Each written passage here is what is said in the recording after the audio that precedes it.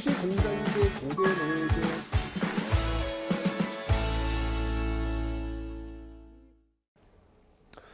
네, 안녕하세요 여러분들. 역사는 최태성. 네. 1990년대에 일본의 이즈미회라는 그 암 환자들 한 800여 명이 모인 그런 자조 모임이 있었다고 합니다. 이곳에서 그 함께 생활하는 그 암 환자들이 지켜야 될 그 규칙은 딱 세 가지였대요. 암을 이길 수 있다고 믿는 거. 두 번째는 채식하는 거. 세 번째는 운동하는 거. 네, 이것만 지키면 된다고 합니다. 그런데 놀랍게도 여기에 들어온 암 환자 95%가 생존 치료가 됐다고 합니다. 와, 정말 놀랍지 않습니까? 물론 마음만 먹는다고 해가지고 육체적인 어떤 변화를 완벽하게 돌려내는 것은 저는 과학적으로 어렵다라고 저는 생각을 해요. 하지만 마음마저 무너져 버리면 몸은 더욱더 빠르게 망가질 수밖에 없겠죠. 이 암 환자들이 보여준 그 기적은 바로 나을 수 있다라는 믿음, 그 믿음을 실천했던 것, 여기서 바로 그런 생존 치료가 나오는 게 아니었을까라는 생각이 듭니다. 여러분들 이 한능원도 마찬가지예요. 네, 붙을 수 있다고 믿으셔야 돼요. 지금 맨 처음에 공부할 때 이거 할 수 있겠어? 이거 어려운 거 아니야? 이런 어떤 두려움이 있을 텐데요. 더더군다나 할 수 있다고 믿으시고 그냥 믿는 게 아니라 저와 함께 열심히 완강까지 달려가시는 겁니다. 그러면 진짜 합격하십니다. 아시죠 여러분들? 자, 그럼 지금부터 합격할 수 있다라는 믿음을 갖고 출발해 보도록 하겠습니다.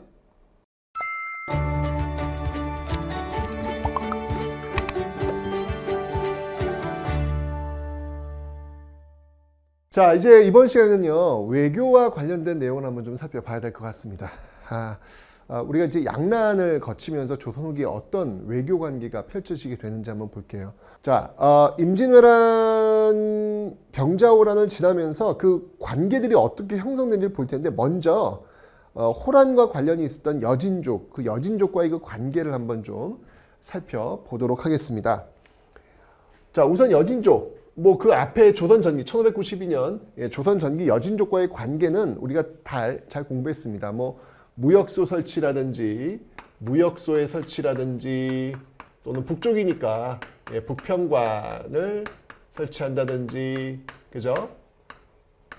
이런 어떤 그런 모습들이 분명히 있었고 그들과 같은 교류의 어떤 모습들이 있었고 또 그쪽 지역으로 뭐 또 영토를 확장하는 그런 과정 속에서 뭐 3인 정책이라든지 사군 육진, 그죠? 사군 육진 이런 것들이 또 만들어지는 그런 모습들을 우리는 봤단 말이에요. 자, 그런데 이제 시간이 흘러가지고요. 특히 임진왜란을 거치면서 여진족이 굉장히 성장을 합니다. 성장해가지고 후금이라는 나라를 세워요. 나중에 이제 이 후금이라는 나라를 청으로 바꾸는 거예요. 왜 후금인지 아세요, 여러분들? 뒤에 나오는 금이라는 거예요. 금나라 우리 이미 배웠어. 고려시대 때. 기억나시죠 여러분들? 왜 윤관, 별무반, 동북구성 그 여진족과의 관계잖아요. 그 여진족이 금나라를 세웠잖아요. 고려시대 때. 그 금나라를 계승한다라는 의미에서 후금이 되는 거예요. 또 조선시대 또 여진족이 세운 나라가 등장을 한 거라 나중에 이제 후금이 청나라로 이름을 바꾸게 될 겁니다. 자, 그들과의 관계를 한번 좀 살펴보려고 해요. 자, 쭉 가면서 우선 어떤 모습들이 있었냐면 광해군 시대로 한번 가보도록 하겠습니다. 광해군 시대. 자, 이 광해군 시대는 여러분들 제가 앞에서 설명드렸지만 명나라는 분명히 지고 있고 지금 후금이 지금 성장하고 있는 그런 과정이었단 말이에요. 그 과정 속에서 리더 광해군은 어떤 판단을 했을까? 실리외교, 중립외교의 노선을 채택했다라고 제가 말씀을 드렸습니다. 비록 우리가 명나라의 도움을 받긴 했지만 명나라에 기울었다간 나중에 후금으로부터 큰 피해를 받을 수 있겠다는 판단이 든 것이죠. 그래서 이것도 아니고 저것도 아닌 그 중립적인 외교를 보이고 있는 거예요. 자, 이 강홍리 투항 사건이라고 하는 거 제가 앞에 설명을 드렸습니다. 이런 식으로 해가지고 어떤 중립적인 어떤 그런 모습들을 보였다는 이야기예요. 그런데 이 광해군이 결국은 물러났습니다. 강옥립 토항 사건, 뭐 대동법, 영창대군 증살, 임목대위 폐위 사건 등과 이제 맞물려 들어가면서 결국은 인조반정이 벌어지면서 결국 광해군은 축출이 되었죠. 그래서 강화도로 유배 갔다가 결국 제주도에서 삶을 마감하게 됩니다. 자, 인조는요. 친명배금 이렇게 들어온 이 인조 정부는요. 친명배금 정책을 취하고 있습니다. 그러니까 여러분들이 이런 모습들은 참, 그러니까 이게 지금 이 친명배금을 외쳤던 그 당시 정치인들의 모습을 한번 보자고요. 명예 의리를 지켜야 합니다. 목소리도 클 수 있고, 왜냐면 이건 의리잖아. 되게 멋져 보이지 않아요? 되게 있어 보이지 않아요?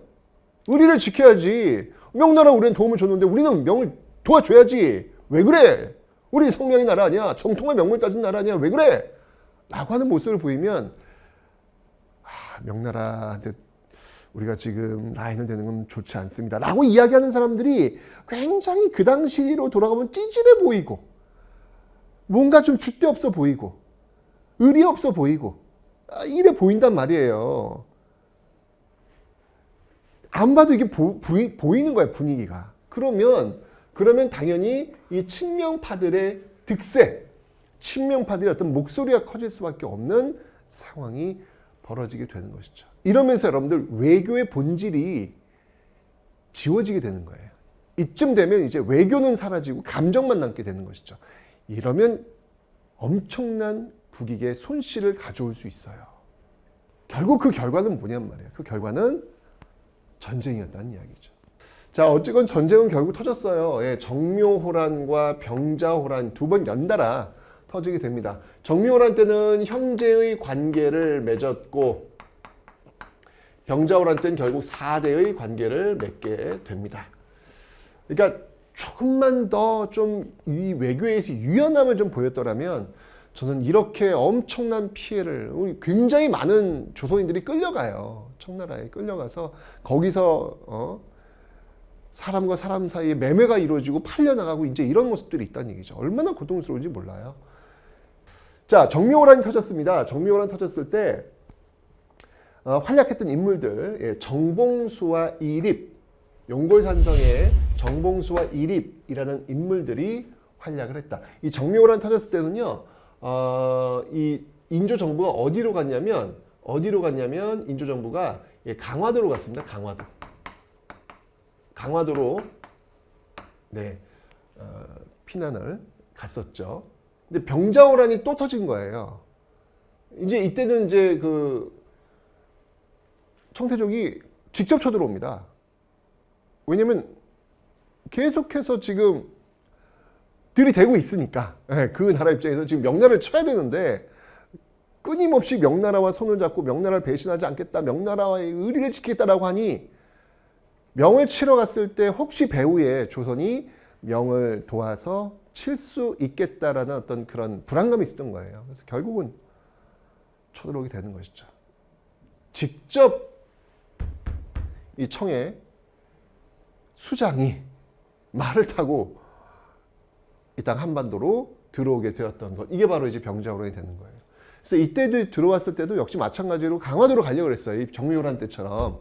그런데 정묘호란 때 그 왕을 놓친 것을 이 청나라가 이제 안 거지. 그래서 오자마자 바로 뭘 했냐면 강화도로 간 길을 끊어버려요. 가지 못하도록. 결국 그 길이 끊깁니다. 그래서 급하게 턴해가지고 어디로 가냐면 남한산성으로 들어가요. 남한산성으로 들어가는 거예요. 남한산성. 이때 이제 활약했던 인물들이 이제 많이 나오죠. 많이 나옵니다. 최명길과 김상헌. 이거 이제 그 영화에서도 많이 봤죠. 네, 영화에서도 그 최명길 역을 아마 이병헌 씨가 맡았나 아마 그랬을 거예요. 남한산성 영화에서. 그래서 최명길은 주화파, 김상헌은 끝까지 주전파. 죽더라도 내가 항복은 못한다. 나라가 망하더라도 나는 항복은 못한다. 근데 나라가 망하면 안 되잖아. 나라가 망하면 안 되잖아. 그죠? 그 나라에는 한 가족과 함께 살고 있는 백성들이 있는데 정치인들은 무슨 일이 있더라도 나라를 망하게 하면 안 되죠. 저희 최명길과 김상원의 어떤 그런 대결 구도에서 그 결국 나중에 여러분들 이게 조선 내내 이 주전파들, 의리를 지키자고 했던 이 주전파들이 훨씬 더 대접을 많이 받아요. 이거 이제 전쟁 끝나고 나서도 이들이 영웅이야, 이들이 영웅. 근데 이게 과연 맞을까? 이게 과연 맞는 건가? 라는 그런 생각은 끊임없이 듭니다. 끊임없이 듭니다. 최명길과 김상원이 있었고요. 또 이제 활약했던 인물 중에 누가 있냐면 임경업. 그 백마산성에서 이 청나라를 막아내려고 했는데, 그러니까 임경업 그 부대를 청나라가 만나질 않아요. 그냥 바로 통과합니다. 바로 통과해서 바로 그냥 직진이에요. 직진 내려와가지고 그냥 강화도를 끊어버리는 거죠. 사실 이게 되게 위험한 거거든요. 배후에 적을 남겨두고 그냥 통과한다라고 하는 거는 되게 위험한 건데, 청으로서는 빨리 이 강화도로 가는 길을 막을 필요가 있겠다고 판단을 했고, 그리고 후방 부대가 충분히 또 상대해 줄 수 있다는 판단이 들었기 때문인 것 같아요. 하지만 이제 나중에 퇴각할 때 또 임경업 부대가 또 활약을 해가지고 또 승리를 거두기도 합니다. 그 다음에 또 누가 있냐면 김준용, 용이라고도 합니다. 용, 뭐 상관없습니다. 그래서 광교산 전투가 있어요. 지금의 용인입니다. 용인. 광교산 전투에서 또 승리를 거두는 모습들도 분명히 있습니다. 남한산성이 지금 고립되어 있으니까 군대를 끌고 올라와가지고 용인 지역에서 승리를 거두는 그런 모습들이 있고요. 강화도에서는 또 김상용이라는 인물이, 그러니까 강화도의 왕은 못 들어왔지만 또 그 가족이라든지 그런 사람들은 강화도에 들어갔거든요. 먼저 출발했기 때문에 들어갔거든요. 그 김상용이라는 인물이 또 그곳에서 화약 창고에서 마지막까지 그 의리를 지킨다고 해가지고 화약 창고에 불을 붙여가지고 터지면서 거기서 순절하는 그런 어떤 이야기들도 전해지고 있습니다. 그게 진짜 진짜 그 스스로의 자결인지 아닌지에 대한 논란이 이슈는 있지만, 어쨌건 강화도에서 마지막까지 싸웠던 어떤 그런 인물로 남겨져 있지요. 자, 바로 인조 시대에 활약했던 그런 인물이에요. 이게 병자호란 때 활약했던 인물들인데, 결국은 이제 나중에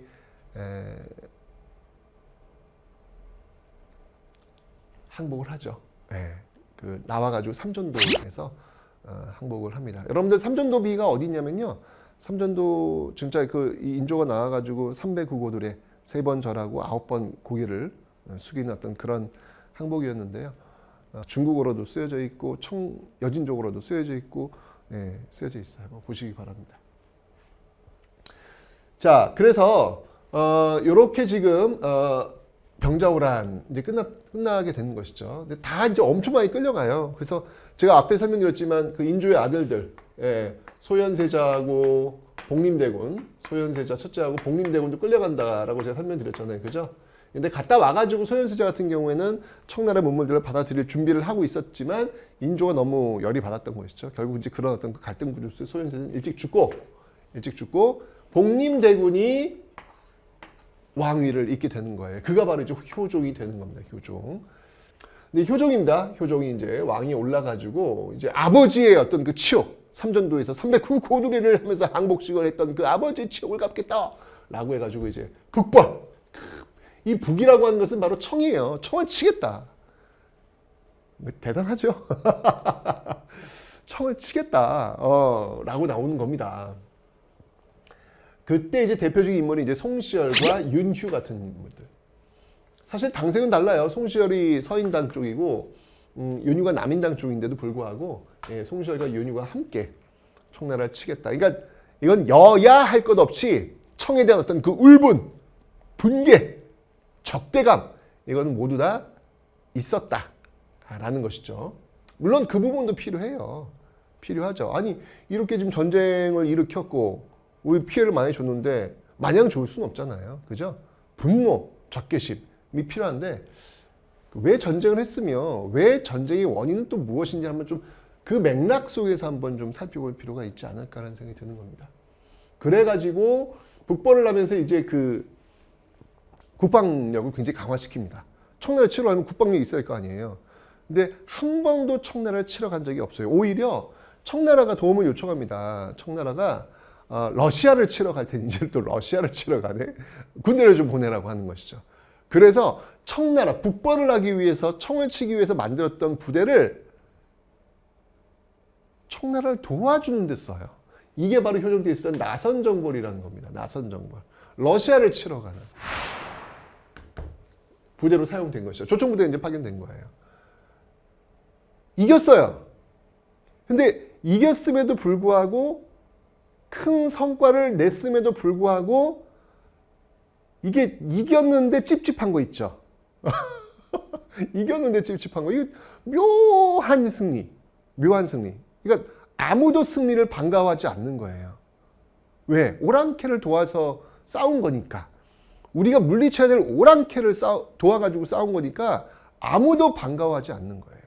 그래서 참 묘한 상황이 지금 벌어지고 있다. 하여튼 이 광해군 인조 효정으로 이어지는 이 외교의 모습들은 이건 정말 우리가 한번 꼼꼼하게 지켜볼 필요가 있겠고, 여러분들이 외교란 무엇이고 국익이란 무엇인지를 다시 한번 살펴볼 수 있는 아주 좋은 그 시대적 배경이 되고 있는 게 바로 이 시점이다라고 하는 것을 여러분들이 꼭 좀 놓치지 않으셨으면 좋겠습니다. 역사를 배우는 이유는 그런 거거든요. 예, 그래서 자기만의 어떤 생각을 한번 가져보는 것이죠. 자, 효종 때 이제 이런 그 북벌이 있다가, 자, 시간이 이제 흐릅니다. 시간이 흘러가지고 숙종 때로 옵니다. 자, 숙종 때로 오면은 어떤 일이 있었냐면 청나라와의 어떤 그 영토 분쟁 문제가 발생이 돼요. 그러니까 과연 청과 이 조선의 그 영토의 경계선을 어떻게 잡을 것이냐에 대한 논란이 벌어집니다. 그래서 이제 그때 정해요. 백두사에다 비석을 세우는 거예요. 그러니까 정하는 거예요. 경계를 정하는 비석을 세우는 거예요. 이걸 백두산 정계비라고 하는데 여기 뭐라고 써놨냐면 서위, 압록, 동이, 토문이라고 적어놓습니다. 그러니까 서쪽으로는 압록강, 이 경계가 된다는 얘기예요. 이건 문제가 없어요. 예, 압록강 쭉, 그러니까 북쪽은 청나라 땅, 남쪽은 조선 땅. 오케이. 근데 문제는 뭐냐면 동쪽이에요. 동쪽. 동이 토문인데 토문강을 어디로 봐야 되느냐. 이게 이제 문제가 되는 거예요. 무슨 말이냐면, 자, 이렇게 지도가 있으면 여기 이제 백두산 이제 비석을 세웠단 말이에요. 비석을 이렇게 세웠단 말이에요. 그죠? 그래서 서위 압록이라고요. 서위 압록. 서위 압록. 이건 이제 경계가 된 거예요. 문제는 뭐냐면 동이 토문이야, 토문. 여기 지금 이게 두만강 아닙니까? 두만강. 그죠? 그런데 조선의 지도를 보면 토문강이 있어요. 토문강이 어디 있냐면 토문강이 이렇게 있어요. 이렇게 흘러가요. 그러면 이 토문강을 경계로 한다면 조선의 영토는 어떻게 되는 거예요? 조선의 영토는 이렇게 돼야 되겠죠. 그렇죠? 그런데 중국은 뭐라고 얘기하면 토문강은 중국식 발음으로 두만강이다. 그러니까 두만강을 중국식 발음하면 토문. 두만강 토문. 이렇게 이야기하기 때문에 토문강이라고 하는 것은 바로 여기 두만강을 이야기하는 거다. 그러니까 중국은 토문강이 이거, 두만강을 얘기하는 것이고 조선은 토문강은 토문강이다. 이렇게 보는 것이죠. 그래서 이제 이 지역이 이제 문제가 되는 거예요. 이 지역. 여기를 우리는 간도 지역이라고, 간도라고 하는 겁니다. 실제로 이제 여기가 이제 사실 여진족의 그 발상지라 그래가지고 여기에 사람들이 들어가 살지 못하도록 해요. 청나라가 막아놨어요. 그런데 여기에 이제 들어가 산 사람들, 조선 사람들이 이제 대거 올라가서 많이 사는 거라. 그러니까 여기서 세금도 걷어요. 그러니까 이 땅이 과연 누구 땅이냐. 이게 지금 백두산 정계면 굉장히 질문을 던지게 되는 그런 이슈가 된 것이죠. 나중에 이제 문제가 될 겁니다. 어쨌건 네, 이렇게 백두산 정계면 숙종대 세웠다는 거 기억해 주시면 되겠습니다. 근데 또 시간이 흘러가면서 이제 서서히 이제 그 북한군의 그거 아니겠습니까? 멸청 이거 아니겠습니까? 그 분위기가 이제 시간이 흘러가면서 그 뜨거움이 가라앉는 거야. 이제는 청나라를 때려 부수자라고 하는 구호보다는 청나라에 갔다 온 그 학자들이 너무 깜짝 놀란 거야. 너무 발달되어 있는 거야. 뭐야? 이렇게 발달되어 있어? 그럼 우리가 지금 멸청을 외치는 대신 청나라를 배워야 되는 거 아니야? 라고 하면서 북한. 북벌 대신 북한. 이 북도 역시 마치 청나라예요. 똑같아요. 북벌이나 북학이나 다 북은 청나라예요. 이제는 배우자. 정조시대가 되면요. 이제는 배우자라고 하는 그 분위기가 나오게 되는 것이죠. 그 대표적인 인물이 박지원, 박제가 두 사람의 공통점 모두 청나라를 갔다 왔다는 거예요. 갔다 오고 나서 이제 깜짝 놀란 거예요. 청나라 너무 오랑캐 따위들이라고만 생각했던 청나라가 이렇게 발달해 있을 거라고는 너무너무 충격적이었던 거죠. 그래서 배우자라고 하는 모습들로 나타나고 있더라라는 겁니다. 자, 그런 상황 속에서 여러분들 이제 시간이 쭉 가가지고 대한제국 시기로 옵니다. 한참 뒤로 가야 되겠죠. 이때가 되면 이범윤을 간도관리사로 임명을 해요. 아예 이 지역을 그냥 간도관리사로 임명을 합니다. 그래서 여기서 이제 백성들을 보살핀다니 이거 거의 행정구역이나 마찬가지가 되는 거 아니야. 그런데 일사늑약 1905년 을사늑약을 체결을 해요. 일본과. 이 을사늑약의 핵심이 뭐냐면 외교권을 일본이 가져간다는 거예요. 이제 1905년 을사늑약에 의해서 우리는 외교권이 없어졌어요. 그래서 그 이후에 이 간도 땅 문제를 해결하기 위해서 청나라와 우리가 회담을 가져요. 그런데 우리는 외교권이 없으니까, 을사늑약으로 외교권이 없으니까 우리 대신 누가 들어가면 일본이 들어가요. 일본이 들어가서 이 땅이 누구 땅이냐에 대해서 청나라와 협상을 하는 거야. 근데 거기서 일본이 이 땅은 청나라 땅이다 라고 인정을 해준 거예요. 하하, 이게 참 고개를 갸우뚱하게 하죠. 그죠? 이게 바로 간도협약이에요. 간도협약. 이러면서 이 간도라고 하는 지명도 이제 지도에서 사라졌고 이제 지워지는, 우리 어떤 그 인식 속에 지워지는, 눈으로는 이제 볼 수 없어요. 지도를 통해서는요. 그 지명 자체가 없으니까. 오로지 우리가 볼 수 있는 것은, 기억할 수 있는 것은 역사입니다. 역사에서 분명히 이런 어떤 이슈가 있었다라고 하는 것, 이것을 우리가 좀 짚고 넘어갈 필요가 있겠다라는 것이죠. 그래서 여러분 역사는 중요해요. 예, 그래서 이런 그 간도협약이 체결되는 어떤 그런 모습들이 이어지고 있다라는 거. 이게 이제 북방 민족, 여진족과의 어떤 청나라와의 관련된 그런 내용들이었습니다. 외교였고요.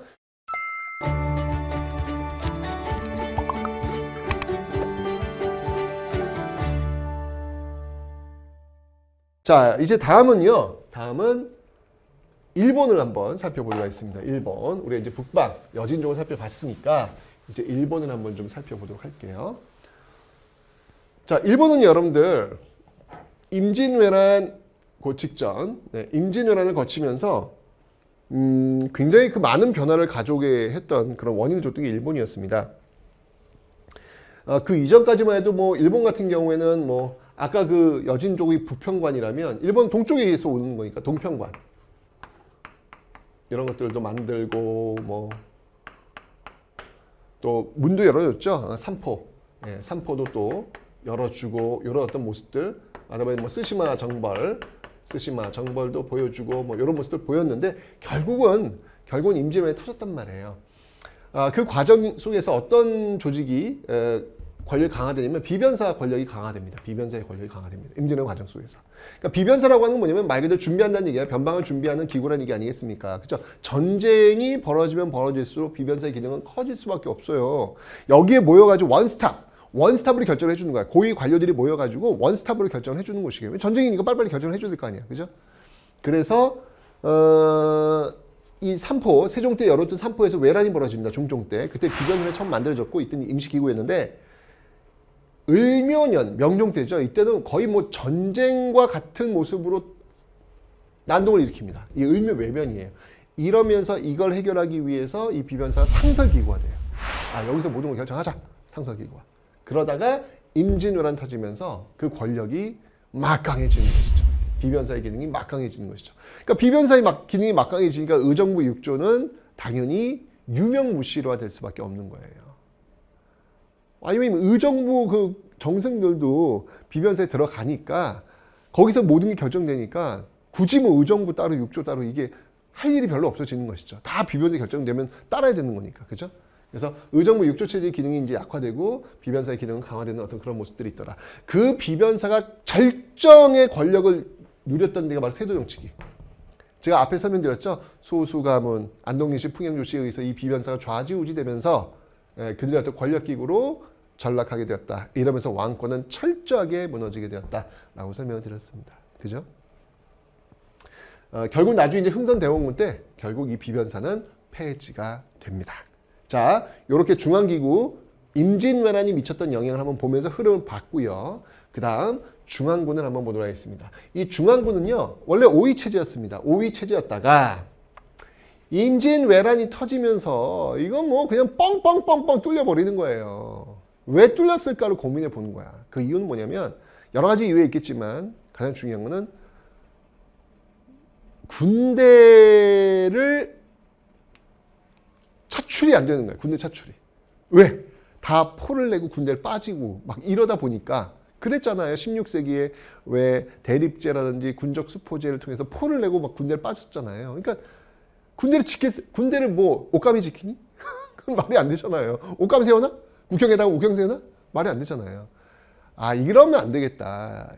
이렇게 가느니 이제 직업 군인으로 가자. 아, 직업 군인으로 아예 그냥 그러니까 이전까지만 해도 이 5위 체제라고 하는 것은 의무병, 그러니까 군대 체제라고 하는 의무병 체제였거든요. 그런데 이제 이거는 안 되겠다. 이제는 모병제로 가는 거예요. 지금 우리가 지금 모병제 이야기를 하고 있잖아요. 그래서 5군형이 이제 들어서게 되는데 가장 먼저 들어서는 5군형 중에 하나가 바로 훈련도감입니다. 훈련도감은 임진왜란 과정에 만들어집니다. 이건 임진왜란 과정에 만들어집니다. 이 훈련도감은요. 특히 임진왜란 때 지금 이게 이제 살짝 여러분들 임진왜란이 휴전기가 있어요. 예. 그 초반부에 반짝했다가 그냥 계속 휴전기가 있다가 맨 막판에 이제 또 한번 붙는 거거든요. 그 휴전기 동안에 이제 준비를 하는 거야. 어떤 준비가 필요했을까? 야, 우리가 지금 조총 때문에 밀린다.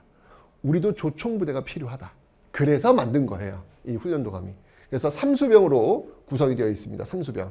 삼수병이 운영되기 위해서는 이게 지금 직업군이니까 세금이 필요할 거 아니에요. 그래서 삼수미라는 세금을 통해 가지고 삼수병을 이제 유지하게 되는 것이죠. 삼수병 말 그대로 포수, 사수, 살수입니다. 포수, 사수, 살수. 포수가 총 쏘는 거예요. 예. 사수가 활 쏘는 거. 살수가 창부대죠. 그래서 포수, 사수, 살수로 이어지는 이 부대를 지금 삼수병을 지금 조직해가지고 훈련도감이 운영이 되고 있는 것이죠. 그러다가 나중에 이제 수어청, 총융청, 어영청 이게 다 인조대입니다. 네, 호란 과정소에서 만들어지는 것이고 그걸 최종적으로 완성을 한 게 금융형이에요. 숙종 때. 그래서 이제 5군형이 완성이 되는 것 이렇게 되는 겁니다. 이게 5군형으로 가고 있다라는 걸 봐주시면 되겠습니다. 됐죠? 오케이. 그래서 이런 어떤 모습들로 이게 임진왜란이 굉장히 큰 변화를 준 거예요. 그러니까 의정부 6조 체제를 무력화시키고 비변사체를 강화시켰죠. 의무병 제제에서 모병제 체제로 전환시켰죠. 여러분 생각해보세요. 우리 시대에 군대가 이제 의무에서 모병제로 갔다가 이건 엄청난 쇼킹한 큰 변화 아니겠습니까, 여러분들? 그죠? 그런 변화를 전쟁을 통해서 이제 가져오게 된 거예요. 지방군도 마찬가지예요. 영진군 체제였습니다. 조선 전기만 해도 이게 영진군이라고 하는 뭐냐면 그 지역민들이 그냥 자체적으로 그 지역을 지킨다고 보시면 돼요. 일종의 예비군 시스템 보시면 됩니다. 그런데 전쟁이 터지면서 그 기능을 제대로 알아서 지켜야 되는데 알아서 지키지 못하는 거라 결국은 제일 중요한 거, 전쟁의 제일 중요한 거는 군인들이다. 군인들이 너무 부족하다. 라고 해서 원래 양반들은 군대 들어가지 않거든요. 근데 소고군이라고 해야죠. 양반부터 노비도 원래 군대는 안 가요. 이게 재산이니까. 하지만 싹싹 긁어 모아가지고 소고군 체제를 만들어 놓고 있더라라는 거. 뭐 예비군적 성격이라고 보시면 돼요. 예. 실제로 뭐 군대 가지는 않습니다. 예. 형식적으로 이렇게 만들어 놓은 어떤 그런 모습들이 되는 것이죠. 그래서 수비 체제는요, 진관 체제에서 재승방략 체제에서 진관 체제로 이게 무슨 말이냐면은. 진관 체제는 그러니까 축구 시합에서 보면은 이런 거예요. 지역 방어라고 보시면 돼요. 진관 체제는 각각의 자기 포지션이 있잖아요. 거기 넘어가지 않잖아요. 동네 축구는 어때? 와, 공 보고 다 몰려다니잖아요. 그죠? 동네 축구 비하입니다. 그래요. 요즘은 동네 축구도 수준이 높아가지고 아직은 뭐 이제 이렇게 공을 보고 따라다니지는 않잖아요. 자기 그 축구를 잘하면 조직화가 돼 있잖아요. 그러다가 이제 그렇게 되려면 여러분 군인들이 많이 필요해야 돼. 근데 지금 제가 분명히 16세기에 포를 내고 다 군대를 빠져버린다고 하니까 그 지역방어 체제가 운영이 안 되는 거라. 그래서 바꾼 게 재승방략이에요. 재승방략은 뭐냐면 전쟁이 터지면 중앙에서 장수가 와가지고 그 인근 지역에 있는 병사들을 다 모아가지고 싸우러 나가는 거예요. 왜냐면 군인들이 많지 않으니까 긁어 모아야 될 거 아니야. 중앙에서 와가지고 긁어 모아가지고 싸우러 나가는 것이죠. 그런데 이게 임진왜란 때 큰 패착이 옵니다. 왜? 중앙에서 빨리 장수가 와야 되는데 오지도 않아. 시간도 많이 걸려. 지금 뭐 일본은 너무 빠르게 지금 올라오고 있는데 이거 안 되겠다. 게다가 그렇게 싹싹 모아가지고 방어선을 쳤어. 근데 이게 뚫려버리니까 후방을 막을 수가 없는 거예요. 진관체제였으면 여기 지역방어니까 여기가 뚫려도 그 다음 라인이 또 있잖아요. 지켜야 되니까. 근데 이 제승망래체 속에는 그게 다 뚫려버리는 거야. 그냥 한 라인이 뚫려버리니까 뻥! 그래서 여러분들 충주에서 뚫리니까 그 서울까지 와버리잖아요. 임진왜란 때. 신립이 무너지니까 바로 와버리잖아요. 그래 다시 진관체제로 백을 하게 되는 것이죠. 지역방어체제로 전환되었다. 이렇게 보시면 되겠습니다. 임진왜란 과정 속에서 이렇게 중앙정치 비변사 기능의 강화, 그리고 군대 조직, 이렇게 모병제, 오군영과 소고군 체제의 어떤 전환을 가져왔던 큰 변화를 가져오게 되었다. 전쟁은 그렇죠, 뭐. 그죠? 자, 그러면서 이제 임진왜란이 이제 끝났어요. 임진왜란 끝나니까 이제 이 문제를 또 어떻게 해결할 것이냐. 그때 이제 그 일본에서 도요토미 히데요시가 죽으면서 임진왜란이 끝난 거 아니겠습니까? 네, 도요토미 히데요시에게 밀려나서 정말 그 나중을 기다리고 있었던 인물이 있죠. 바로 도쿠가와 이에야스. 이 도쿠가와 이에야스가 조선과 외교 맺기를 원하는 거예요. 그럼 그렇게 얘기하는 거야. 나는 조선 원정, 조선 정벌에 나는 나선 사람이 아니다. 그건 도요토미 히데요시고 나는 그거 안 했다. 그러니 이제 내가 권력을 쥐었으니 이제 우리와는 외교 관계를 맺자. 이제 이렇게 나오는 거예요.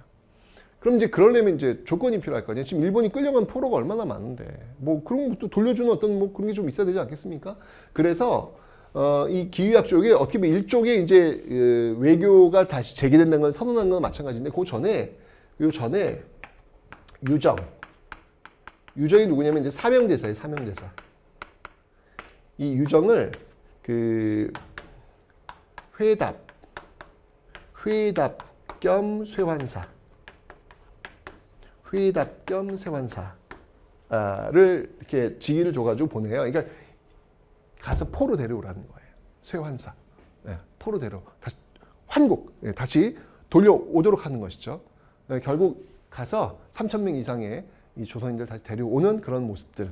이제 요게 이제 풀리니까 이후에 이제 기후 약조를 통해 가지고 이제 광해군 때입니다. 기후 약조를 통해 가지고 일본과 수교를 다시 재개하게 되는 것이죠.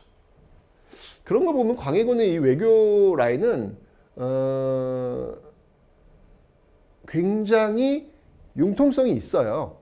지금 이게 일관성이 있어요. 지금 그 중국 쪽 외교, 일본 쪽 외교 이걸 보면 알겠지만 뭔가 그 이후에 있는 이 인조 정부와는 좀 다르지 않습니까? 지금 그죠? 뭔가 좀 색깔이 좀 분명히 있구나라는 거예요. 그러니까 어떤 외교 전략을 선택하는가가 이제 선택의 어떤 그 모습이 되는 거예요. 확실히 달라요. 광해군 정부의 어떤 그 외교 라인과 인조 정부의 외교 라인은 좀 다르다라는 게 지금 보여지고 있네요. 그렇게 되면서 이제 이 쇠환경 회답사가 이제 일종의 이제 이후에 통신사 역할을 다시 하게 되는 겁니다. 그래서 통신사, 물론 이제 이 통신사라고 하는 것은 조선 전개도 이제 일본에 보냈지만 이제 이게 임진왜란 끊기면서 다시 보내게 되는 거예요. 이 통신사는 기본적으로 선진 문물을 일본에 전달해 주는 그런 역할을 합니다. 그러니까 문화의 흐름 자체가 중국과 조선을 거쳐서 일본으로 흘러가는 그런 모습들을 보이고 있는데 나중에 이제 여러분 수신사가 있어요. 개항 이후에. 개항 이후에 가면요, 이 수신사는 어떤 역할을 하냐면 서양의 문화를 일본에 들여왔고 일본의 문화를 또 우리 조선에 알려주는 어떤 그런 이게 흐름이 바뀌어요. 조선이 일본으로, 일본이 조선으로, 그죠? 이런 것들이 좀 차이가 있는데 어쩌니 통신사 같은 경우에는 막부의 권위를 또 인정해주는 그런 역할들도 일본 측에서 요청을 하고 있었죠. 자, 그러면서 이 통신사가 계속해서 이제 가게 됩니다. 자, 그러다가 이제 숙종 때가 됩니다. 숙종 때가 되면서 이슈가 하나 벌어집니다. 뭐냐면 울릉도 독도 문제가 이제 이슈가 돼요. 숙종 때. 여러분들 지금 독도는 우리 땅이라고 하죠? 세상에나. 이때가 되면 여러분들 독도는 무슨 독도? 울릉도를 일본이 가져가려고 그래요. 울릉도를. 독도가 아니라 울릉도를. 난리도 아니었어요. 난리도 아니었어요. 이건 왜냐면 이제 그 하도 왜구들이 많이 오니까 섬을 비워두는 거예요. 공도 정책이라고 하죠. 거기에 백성들이 있으면 지금처럼 지금도 왜 중국 그 많은 어선들이 막 우리나라 와가지고 꽃게 막 이게 막 쓸어가면은 이거 막아내기가 쉽지가 않잖아요. 그러니까 이 당시에도 이렇게 섬에 백성들이 있으면 관리가 참 어려운 거라. 그 당시 무슨 엔진 있는 배가 있어요, 뭐가 있어요. 쉽지 않단 말이야. 그래서 그냥 섬을 좀 비워두자. 백성들을 좀 육지로 철수시키자. 라고 했던 것. 이게 섬을 비워두는 공도, 비어있을 섬을 비워둔다. 공도 정책이라고 하는 거예요. 그런데 거기에 일본인들이 들어오기 시작하는 거예요. 왜냐면 이제 이 당시에 여기에 강치라 그래가지고 왜 그 물개류, 바다포유류들 있잖아요. 굉장히 많이 살고 있었는데 이거 잡아가지고 거기서 그 지방에서 나오는 기름 이런 것들을 굉장히 일본 어부들이 많이 가져갔거든요. 그래서 굉장히 많이 들어오는 거예요. 그러니까 이제 우리 어부들이 일본 어부들이 자꾸 들어와서 이제 자꾸 어로 활동을 하니까 너 여기 왜 우리나라에 왜 들어오냐? 라고 해가지고 열 받겠죠. 그 열 받는 어부 중에 한 명이 바로 안용복이라는 인물이었어요.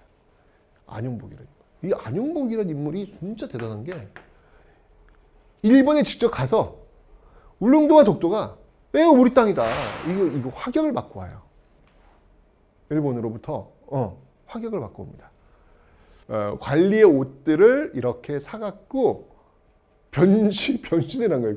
가짜 관리가 돼가지고 가서 일본 거 교섭을 하는. 와 이건 또 뭐지? 대단하시다 이런 생각이 드는 것이죠. 어쨌건 숙종 때 이 안용복 문제, 그러니까 숙종 때 백두산 청계비 또 안용복 활동 이런 것들이 다 있었네요. 그죠? 그러다가 이 독도 문제가 이제 이슈가 되면서 대한제국 칙령 제41호로 독도를 아예 그냥 우리가 이제 관리한다. 이게 딱 명문화 되어 있는 거죠. 결국 대한제국 칙령 제41호에서 이거 다시 한번 우리 땅이다라는 걸 이제 인정을 한 것이죠. 독도가. 그런데 결국 이제 러일 전쟁 과정 속에서 러시아 배가 이제 밑으로 내려오면서 이제 감시를 해야 될 필요성이 있었던 거예요. 그래서 결국 일본 시바는 이 대한제국 이 독도를 강제로 편입을 시켜버린 거예요. 이거 분명히 여기 지금 1900년도에 독도가 우리 땅이라고 지금 분명히 했는데 여기도 지금 독도라는 이름 또 안 써요. 그러니까 안 쓴다고 해서 우리 땅이 아니냐고. 너무 황당한 거야. 그러니까 끊임없이 얘네들은 너희들이 언제 독도라고 써보지도 않았잖아. 뭐 이렇게 하면서 그냥 가져가 버린 거예요. 일본 시마네현에 강제로 편입하는 모습들이 있더라라고 하는 거. 오늘 참 이렇게 이 외교와 관련된 이야기를 굉장히 많이 했는데요. 한번 여러분들 참 이 좋은 사례들이 워낙 많이 있는 것 같으니까 한번 여러분들이 그거 보시면서 외교가 무엇인지, 그리고 역사가 무엇인지 이런 것들을 한번 좀 고민해 볼 수 있는 그런 시간이 되셨기를 바랍니다.